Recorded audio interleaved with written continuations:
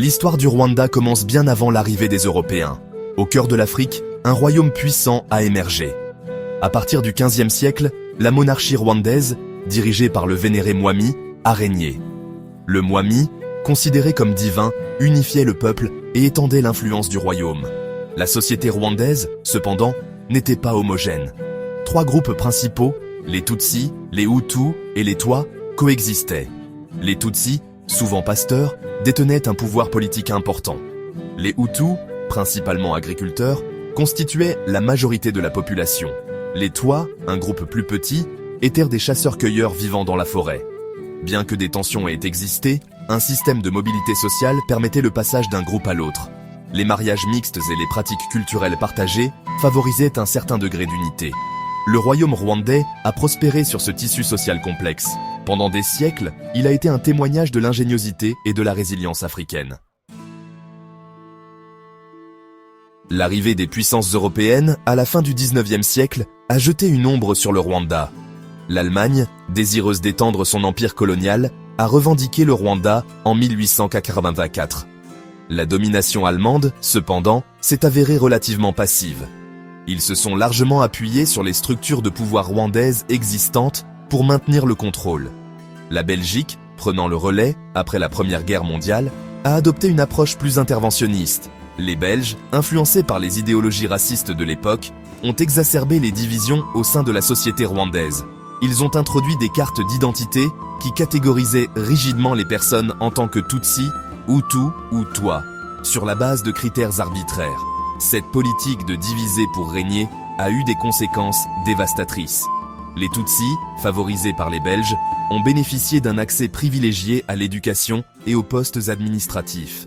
Cela a alimenté le ressentiment parmi les Hutus, qui se sentèrent de plus en plus marginalisés.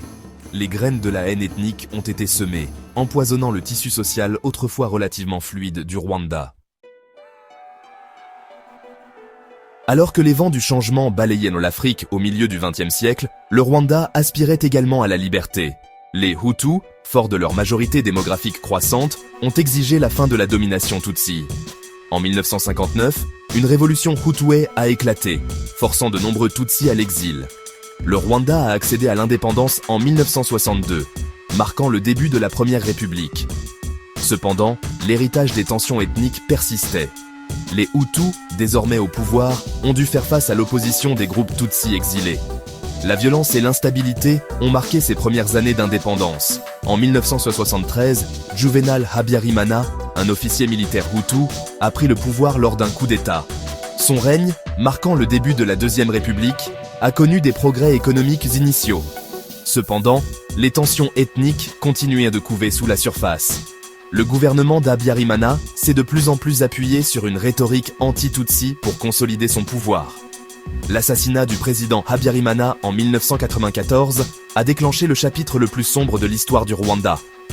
Des milices Hutus extrémistes, alimentées par des années de propagande, ont déclenché un horrible génocide contre les Tutsis. En l'espace de 100 jours, environ 800 000 personnes ont été brutalement assassinées. Le monde a regardé avec horreur le Rwanda sombrer dans le chaos et l'effusion de sang. Au lendemain du génocide, le Rwanda était en ruine, tant physiquement qu'émotionnellement. Le Front patriotique rwandais, FPR, un groupe rebelle dirigé par les Tutsis, est sorti victorieux, mettant fin au génocide et prenant le contrôle du pays.